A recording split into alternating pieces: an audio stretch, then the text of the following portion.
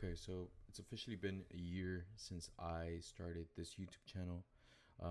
It's been a year since I started day trading.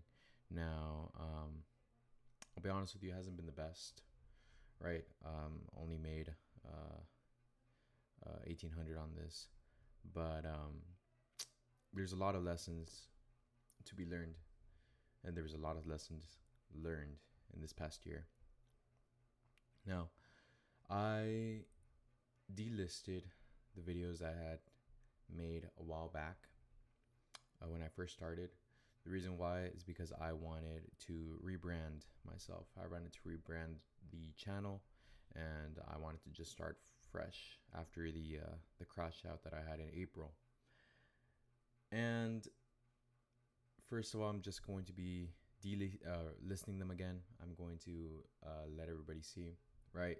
Because that's the point of this whole channel, to document and to basically show the world how day trading truly is, right? And I'm sure I'm not the only one that goes through this, right?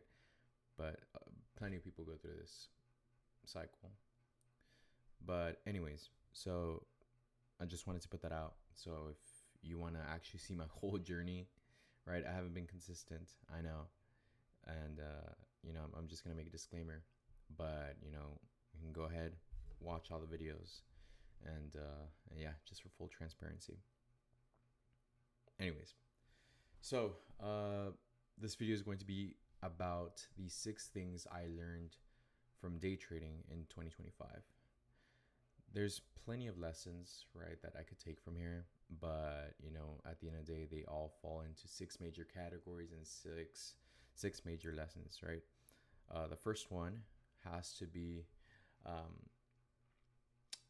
that evals aren't meant for you to take 2 months, a month on. Evals are meant to pass in like days, right? And I used to take evals super slow, right? I used to take it with micros, 5 micros at a time. It took me like about 2 weeks the longest time it took me to pass an eval was about a month or 2 months. And the shortest time that it took me to pass an eval was a week, right? And yeah, I mean, it makes sense to take a month on evals if you're barely starting out and you have no idea what your strategy is and you're trying to figure something out. Then it makes sense. But if you already know what your strategy is, you're already back tested and you already know what to do, it shouldn't take you 2 weeks or a month. It should take you at least a week, or if not even at least a week, max 2 weeks or 4 days. That would be the least. Anyways, and the reason why you shouldn't spend much time on evals is because the more time you spend, the less time you have making money. So yeah, there's that. Next, your mental capital is key. Now, what do I mean by that? I mean, mental capital is important in any business. There would be times where I would get home from work. I work a 9 to 5. Well, not really a 9 to 5. No, let's not put it that way. Let's be honest here. I work at a fast food restaurant.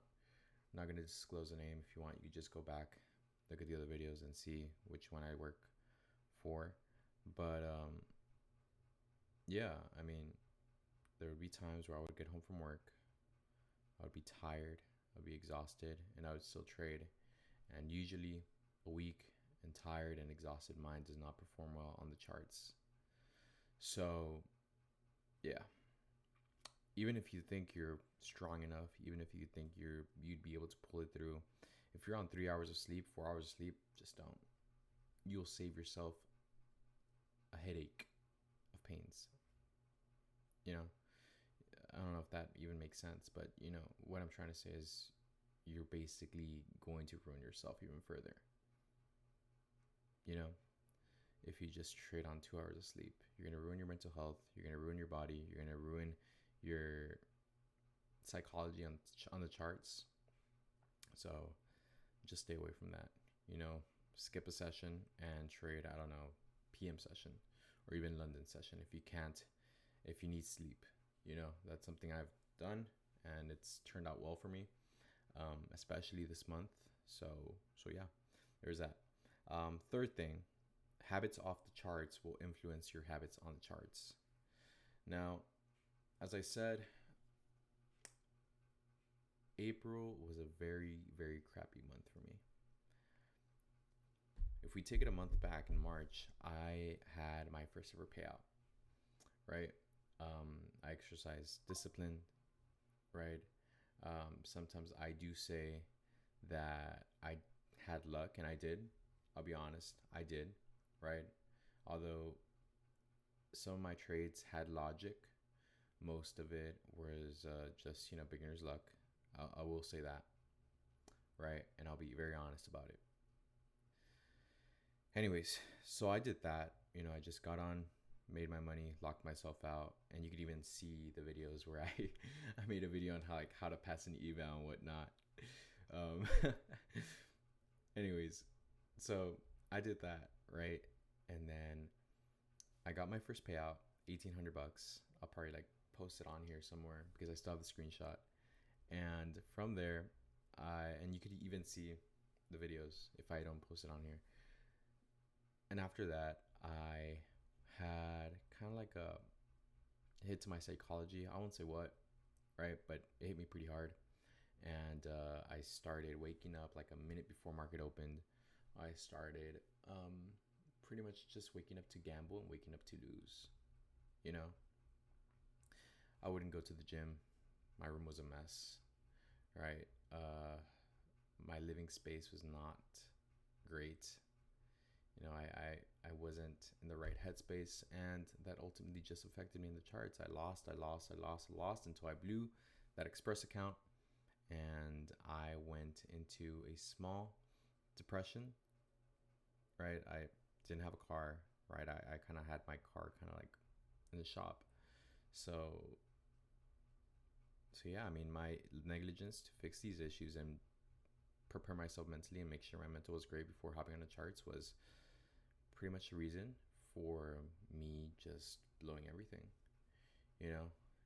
and I'll be honest with you, it took me months to stop. It took me from April probably till around June to kind of like get set, and from there I was able to pass more evals, right? But ultimately I would have spurts that would come back, haunt me, and I would blow those evals, those Express accounts, and then I would be back where I started. But anyways, there's that. Just make sure that your habits off the charts don't influence your habits during the charts or on the charts. The best thing to do with that is simply to just make sure you're locked in. If you don't feel well to trade, don't trade. All right. Anyways, I'm not trying to make this video long. I already have 8 minutes. Number 4, most important, and it's something that I literally learned 2 months ago. Not every day is a trading day. Now, what do I mean by this? I mean that there are going to be days where price action is super, super slow, right? Where, there's not going to be much opportunity on the charts, right? And an example of this that I could bring up would have to be my grandpa. My grandpa had a small mom and pop shop here in the town that I live in. And I would spend sometimes my weekends there. Every time I had holiday, right, I would spend it there, right? And sometimes they would have massive days where they would get big orders, and it was big money. And there would also be days where they had no sales come in and they had no customers, right? And sometimes, well, looking back, I would remember that my grandpa would just sit down and just wait. There was nothing he could do.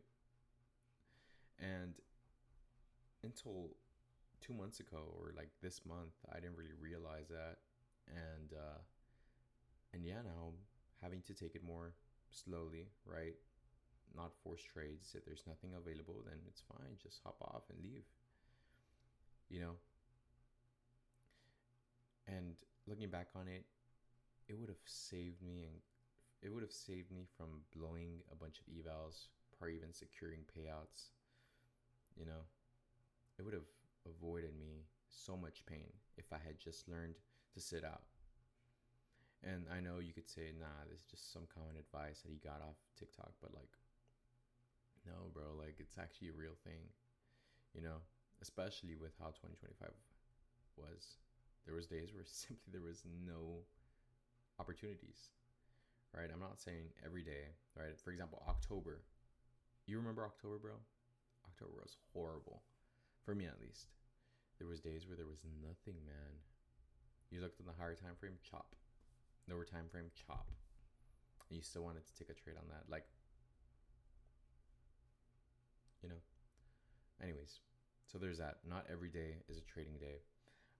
Next, number 5, learn to detach yourself from the outcome. Again, I should have done this back in March and April, right? When I had my crash out, I should have done it. I should have just detached, left, right, from the charts and just been able to like relax for a bit. You know, that would have been the best thing. But fortunately, I didn't. And I would let my losses or my wins dictate my mood for the day. And yeah, I was just attached, emotionally attached, physically attached to the charts. I just couldn't remove myself. And I remember I was in a rut, man. And my girl was like, "Hey, you seem tense. Let's play some games. Let's spend time together. Let's take a step back." And I did that, right? And since then, you know, I've been able to take a different approach to things, and you know, I've had more winning days. Of course, there's always spurts where I come back and indulge in old habits, but you know, it helps. It helps to detach yourself and be able to distract yourself and enjoy other things in life, right? You have families, friends, you have hobbies, right? Like, I'll be honest with you, I haven't taken a trade in about 2 weeks. And the reason why is because simply I like enjoying my time. I like watching TV. I like watching series, playing games, being with my family, right? Being with my girl. I enjoy it. I haven't looked at a chart in weeks. And I'm chill. Today's the 30th and tomorrow's the 31st. I'm probably not even going to do anything tomorrow. You know, I'm not even going to trade. But still, you know, you should be able to enjoy your relationships. Remember, you're doing trading just because you want the freedom. You're not always going to be stuck to the charts. If you stay stuck to the charts, it's going to be like another 9 to 5. So detach from the charts. Not everything's about your P&L, and enjoy life for what it is. You know, you can see back here, I enjoy music. I like making music. I like soccer. You know, I like talking about soccer. I like doing a bunch of stuff. You know, I like reading about finance. It seems interesting to me. But anyways, just do that. All right. Anyways, next. This last point, to be honest with you, is kind of saucy, right? I barely learned it at the beginning of the month. And, you know, the model that I trade nowadays are similar to, you know, PB's model, similar to a bunch of other models, but I focus more on the high time frame distribution, high time frame moves, rather than the actual, you know, low time frame manipulation and whatnot. So, anyways, with that being said, I found it to just capitalize on bigger moves and make money off bigger moves that make sense, rather than just waiting for the low time frame to align and present your setup, you know, because I've learned that, you know, well, it took me 11 months to learn that it doesn't matter if you have a 5 minute fair value gap, price taps into it, and then you have like a draw on liquidity, like session highs, right? That you could target. if the higher time frame does not say that that's going to happen, you know? So yeah, it took me a long time to realize, because I found myself pattern trading a lot, a lot, a lot. But yeah, just make sure that whenever you're going to take a trade, you align your low time frame with your high time frame. That's going to help you all out a lot, actually. And I don't even know why it took me this long to realize.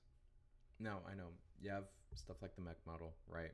You sweep a draw on liquidity, significant draw on liquidity, take the first inversion, take it back to the 5 minute. I get it, right? But there's days, and I'm sure PB probably said this, but there's days where, it just doesn't make sense. Why? Because we have a lot of bullish, what's the word? A lot of bullish structure, you know? But anyways, just to close this video, I mean, it's been a pretty tough year, right? Trading, but luckily I was able to get that first payout.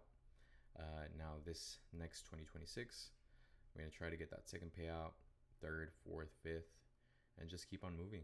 Get this business started, be able to make revenue on a weekly, bi-weekly, monthly basis, and yeah, I'm gonna try to be more active on here. I'm gonna, like I said, delist all the videos. Sorry, not delist. Like, make all the videos active again, so yeah, you guys could watch it and actually, see my journey. And yeah, I think I have some goals that I had. Like, there was like a goals video that I made back in February. Like, I did pass the eval. I did get the payout. I did reach my weight, right? I actually got a little bit of abs back in June or in July. But I wasn't able to stay consistent, so there's that. As for my classes, I flunked them all. So yeah, it's stupid. Yeah, so that's where we're at. Anyways, gotta go.